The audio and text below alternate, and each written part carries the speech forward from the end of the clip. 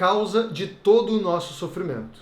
Alô, alô, seja muito bem-vindo a mais um vídeo aqui desse canal. Meu nome é Caio Corrêa. Eu sou professor de yoga e também idealizador do Yogalaya, que é minha escola de yoga e também esse canal do YouTube, assim como um perfil no Instagram, onde eu tento sempre passar muito conhecimento sobre o yoga, principalmente pautando o meu conhecimento no yoga clássico, né? Ou seja, nos principais textos, nos textos mais considerados textos clássicos de yoga, e principalmente num texto específico chamado Yoga Sutra de Patanjali, tá? A gente vem falando, baseado nesse texto, sobre os kleshas, que são as causas de sofrimento, tá? Então eu comecei essa série de vídeos na aula passada falando um pouquinho, explicando o que são esses kleshas, essas causas de sofrimento, e eu prometi que eu ia aprofundar em cada um deles, tá bom? Então a gente vai começar pela primeira causa de sofrimento, que é chamada avidya. Vem comigo.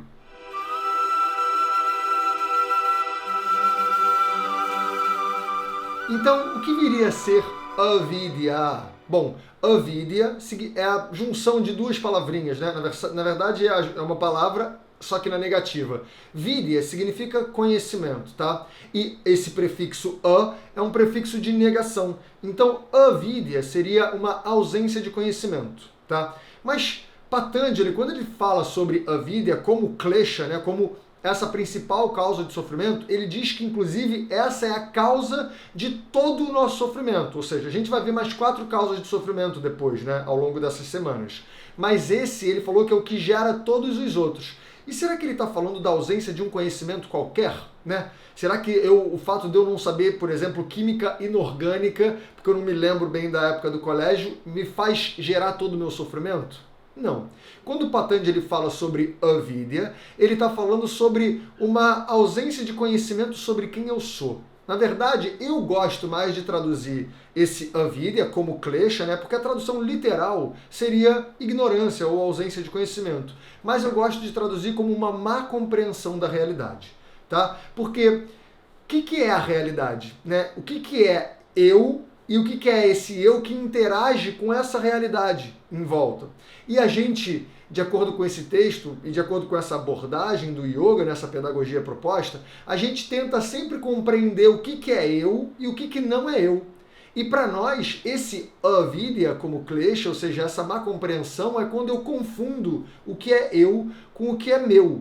Vamos lá, porque esse papo vai ser bem interessante, profundo e importante. Então fica comigo, vem aqui. Quando eu tenho eu e eu quero entender a diferença do eu para o meu, o que eu costumo falar é tudo aquilo que eu consigo botar meu antes da coisa, aquilo não é eu. Porque eu é o que tem o meu, certo? Então, por exemplo, se tem aqui, vamos dizer aqui, a caixinha onde eu boto os meus cartões de memória da câmera, tá? Essa é a minha caixinha, perfeito? Então a minha caixinha não é eu, porque eu tenho a minha caixinha, beleza? Mas quando são objetos assim, a gente até entende mais fácil. Por exemplo, tem o meu celular, né? O meu celular é meu, ele não é eu, a gente entende. Mas percebe que quando o meu celular se vai, né? Porque a gente sabe que as coisas são impermanentes. Por exemplo, eu sei, teoricamente, que o meu celular não vai durar para sempre, certo? Eu sei que ele não vai durar para sempre. Mas quando ele se vai, eu sofro, né? Então já mostra que existe uma certa confusãozinha aí, porque eu estou me identificando de certa forma com os objetos, mas isso é papo um pouquinho mais para frente. Mas eu entendo que o objeto é meu e ele não é eu, então eu sei que minha caixinha do cartão não é eu sei que meu celular não é eu, beleza? Mas e o meu corpo? Quando eu falo do meu corpo, será que o meu corpo representa o que é eu? Tá? Para o yoga, não. Para o yoga, o meu corpo ele é uma ferramenta que eu utilizo para interagir com o ambiente à minha volta, tá? Então o meu corpo ele é uma ferramenta que ele tem uma função, mas ele não representa o que eu sou. Percebe? Primeiro, se eu perder um braço num acidente, daqui a pouco eu passo o acidente, sofri, beleza, mas aí eu me recuperei, tô ótimo já, 5 anos depois que eu perdi o braço. A sensação de que eu sou eu muda ou diminui?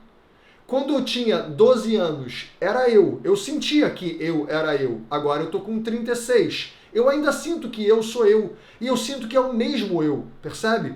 Apesar do meu corpo já ter mudado completamente. Eu não tenho mais o mesmo tamanho, eu não tenho mais a mesma altura, eu não tenho mais o mesmo peso, eu não tenho mais a mesma constituição corporal, não tenho mais as mesmas facilidades nem dificuldades. O meu corpo é completamente diferente. Inclusive tem alguns estudos que dizem que de 7 em 7 anos, todas as nossas células, todas, já mudaram. Então percebe, o meu corpo, ele não representa o que eu sou, sendo que essa sensação do eu, essa noção de que eu sou eu, que está desde que eu nasci e vai estar até o último suspiro, ela continua aqui dentro de mim. Então, eu me identificando com o corpo, achando que eu sou eu, que o meu corpo é eu, vai me gerar muito sofrimento. Por exemplo, se eu envelheço, eu vejo meu corpo ficando com rugas, tem umas barbas brancas já surgindo aqui, e eu começo a pensar, eu estou envelhecendo, eu estou pior. Sendo que não é eu que estou pior. O meu corpo que está seguindo um caminho que é muito natural dele. E se eu me identificar com esse envelhecimento, eu acho que eu estou envelhecendo. Sendo que eu não estou envelhecendo, é o meu corpo que é uma ferramenta, essa ferramenta sim está ficando mais velha. Mas percebe que eu, por trás disso tudo, eu não estou sendo interferido, porque essa noção, é uma percepção de que eu sou eu, continua igual. Eu tenho a mesma sensação de que eu sou eu que nem quando eu tinha 12 anos. Do mesmo jeito. Percebe? Então muitas vezes a gente se identifica com o corpo como se o corpo fosse eu. Só que ele não é, ele é meu corpo.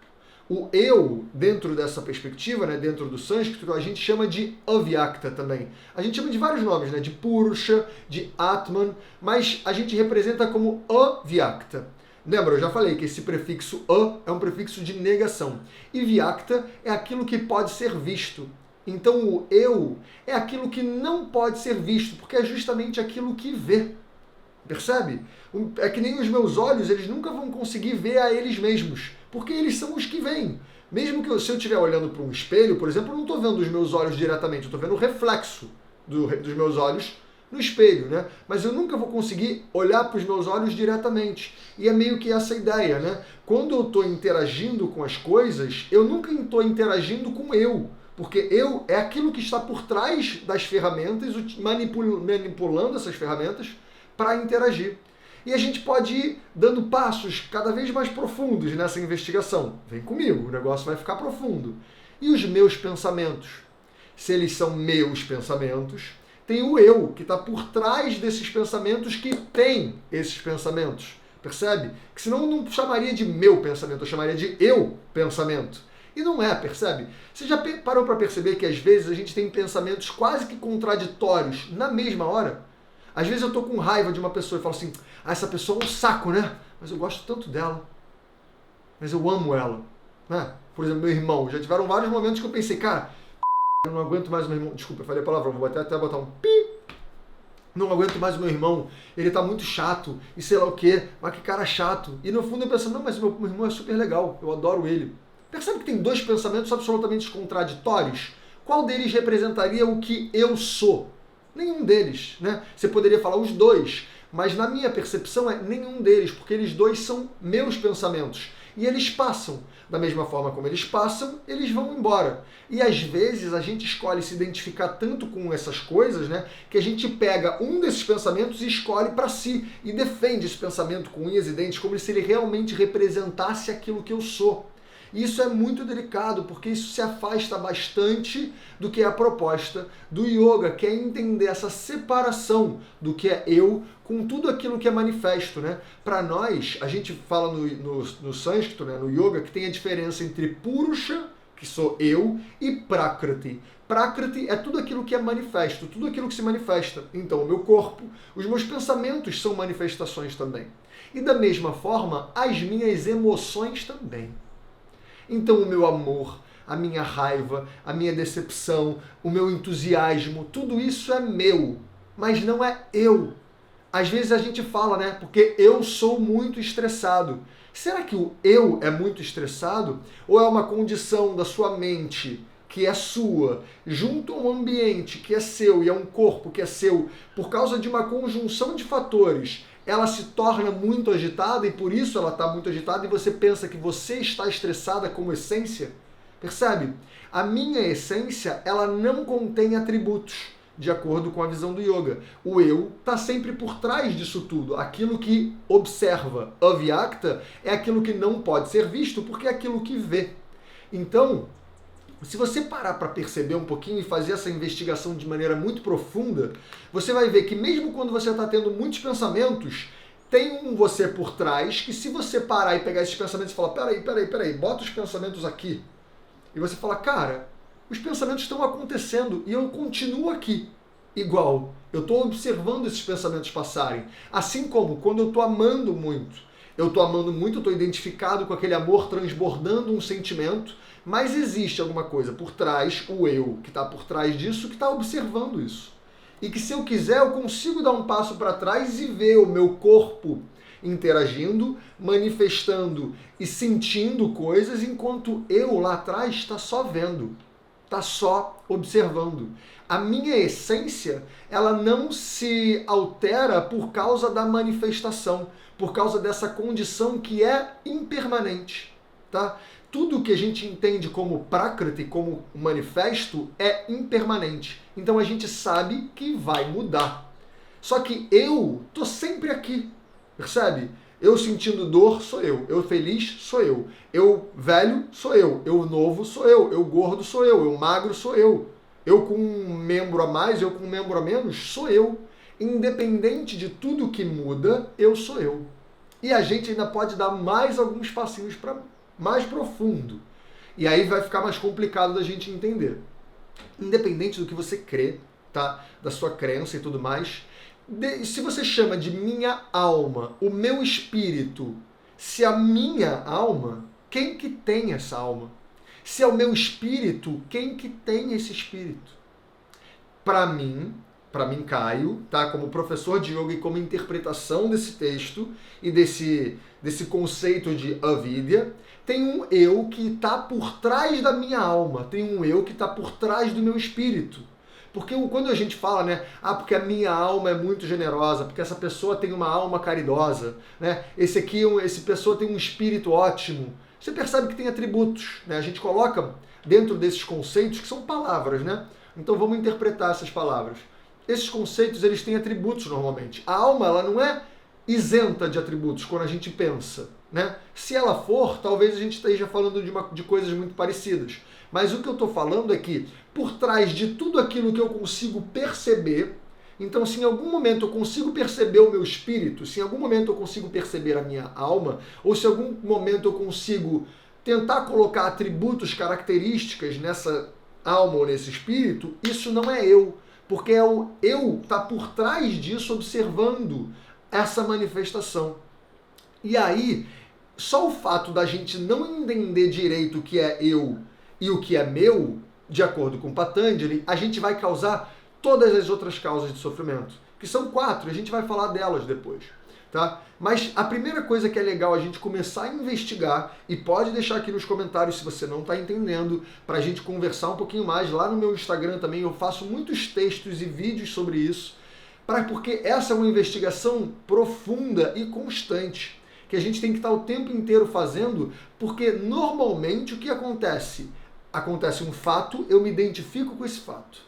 Eu me machuco, eu me identifico com o meu corpo. Eu amo, eu me identifico com o amor. Eu penso, eu me identifico com o pensamento. E tá tudo bem. Isso vai acontecer porque é assim que o nosso corpo interage com a vida. Mas eu só tenho que ter consciente de que eu não sou meu pensamento. Eu não sou meu corpo. Eu não sou as minhas emoções. Eu não sou nada daquilo que eu consiga botar uma característica ou observar aquilo se manifestando. Por quê? Porque isso vai mudar. E por que a gente sofre tanto? Porque a gente acaba se identificando com essas coisas, e quando essas coisas param de acontecer, porque elas vão mudar, eu sofro. Porque é como se estivesse tirando algo de mim. A gente fala isso até, né? Por exemplo, a gente termina um relacionamento, ou se muda de um lugar para o outro e fala, parece que está faltando uma parte de mim, né?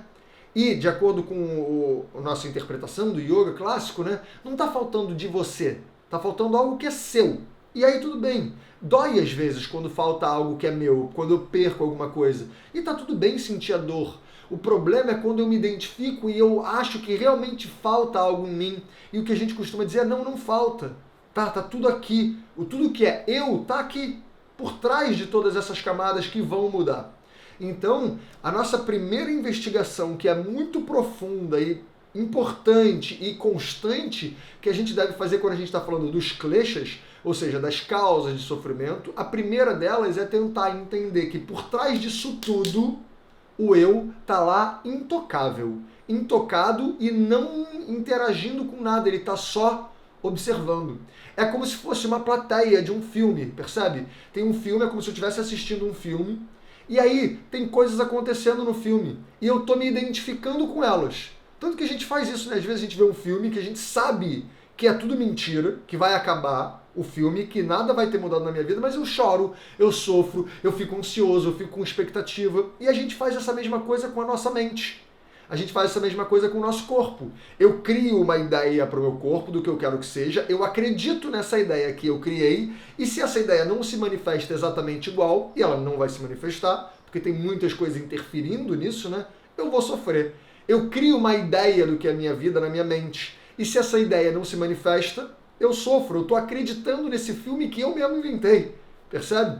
Eu crio uma ideia de sensação, de emoções, de relacionamentos, de interações. E quando essas ideias elas não são exatamente como eu tinha idealizado, como eu tinha criado como um filme, eu sofro. Percebe? Porque eu estou o tempo inteiro confundindo o que é eu com o que é meu. Deu para entender? Eu sei que esse é um vídeo muito denso, tá? Em termos de conceito, em termos de mergulho, de aprofundamento, de reflexão. Mas eu tô aqui para isso, para a gente poder trocar muita ideia. Então, se você quiser, deixa nos comentários como você se sentiu. Se quiser, pode me mandar mensagem também lá no meu perfil do Instagram, né? Se você quiser, tá aqui, ó, @yogalai_. Por lá a gente consegue trocar bastante ideia. Sou eu mesmo que respondo todas as mensagens. Então, qualquer coisa que você sentir de trocar, pode ir para lá. Se quiser, deixa também nos comentários aqui no vídeo que eu assisto. E se você gostou desse vídeo, aproveita aqui para deixar o seu like, seguir o canal e ativar o sininho, tá? O sininho vai te avisar dos próximos vídeos que forem sendo lançados, e a gente está fazendo toda essa sequência dos vídeos sobre as causas de sofrimento, tá? Na semana que vem a gente vai falar sobre asmita, que é uma identificação equivocada com as coisas e com os papéis. Então eu vou aprofundar um pouquinho mais nisso que a gente fala sobre se identificar com as coisas ou com os papéis que a gente exerce, que isso é a principal questão que eu vou trazer. Já estou dando um spoilerzinho aqui. Beleza? E também todos esses conceitos, né, todo esse estudo do Yoga Sutra, eu faço isso de maneira muito mais profunda na minha escola online, que é aqui, ó, escola.yogalaya.com.br. Para quem é meu aluno recorrente, o estudo do Yoga Sutra a gente faz de maneira cíclica e constante na escola, porque ele é um estudo que, na minha opinião, ele deve ser feito o tempo inteiro, porque é uma reflexão sobre quem eu sou, sobre quem eu estou sendo, sobre como as coisas estão acontecendo, né? E sempre que eu crio uma nova perspectiva e eu vejo de novo a mesma coisa, eu estou vendo por um outro ponto de vista. Então esse estudo é cíclico. Mas além disso, esse estudo, eu também vou começar um curso avulso desse estudo, para quem não quer fazer parte da minha escola, né? Para quem às vezes já tem o seu professor, tem a sua prática, mas quer estudar o Yoga Sutra com essa minha visão, eu vou começar o curso chamado O Mapa da Mente, que vai lançar agora em agosto, né? A primeira turma dele vai ser lançada em agosto. Beleza? Então, se você quiser, entra na minha escola. Se você quiser também, todo mundo que entra na escola tem um período de teste grátis. Caso você tenha alguma dúvida, me manda uma mensagem lá no Instagram que eu explico como fazer esse período de teste grátis. E se você também quiser conversar mais comigo e me ver lá na escola, a gente tem uma troca ao vivo. As aulas são ao vivo, né? Tanto a aula do Yoga Sutra é ao vivo, tem aulas práticas, tem aula também sobre cultura védica, que eu trago diversos aspectos da cultura védica. Então é uma aula que a gente pode se ver. Todas as aulas ficam gravadas para que você possa ver e rever onde você quiser. Mas se você entrar ao vivo, eu te vejo, a gente troca, você pergunta, eu trago correções, ajustes também nas partes práticas, né? Então é uma troca muito interessante. Torço para que eu consiga ver você lá. Se eu não conseguir ver você na escola, eu espero te ver aqui na quarta-feira que vem, que vai lançar o próximo vídeo dessa série. E além disso, todas as sextas-feiras, aqui no canal, a gente também lança um vídeo novo. Tanto todas as quartas e sextas, às 9 da manhã. Beleza? Lá na escola, aqui no canal ou no Instagram, a gente se vê. Tchau, tchau, até a próxima.